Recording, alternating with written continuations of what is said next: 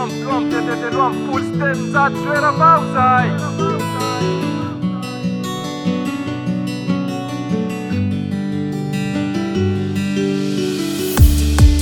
Hoy anao endao faranane, ilay fity fanamelane.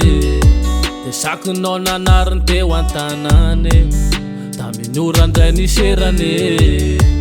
Taminao zao tamana, tena tsapako hoe salama.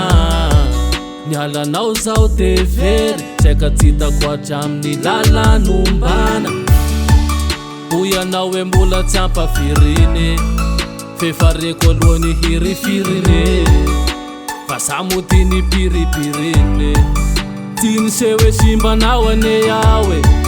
Hoy anao hoe mbola tsy ampafirine, fareko alohany hirifirine. Fa samody ny piripirine, tsy se hoe simbanao ane aho e. Mbola valy aminao ndraiky androany, fa mangina noazandro ane. Aleo aloha-tsabona ny fomarary, fa mbola valy aminao amaray.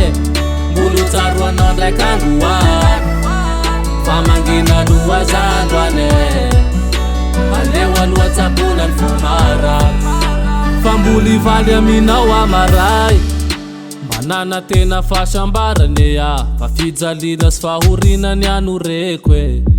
Nahita kanga tsara soratry anao, te fokofoko be ne nanomeko e.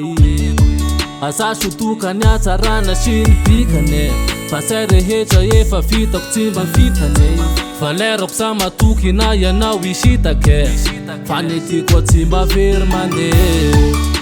Ka rehefa voy anao ndraiky androany, nianaranao anefa ny fafany e. Hotsaroanao ny totiny tomany, malotonao rehetra efa ny fafany.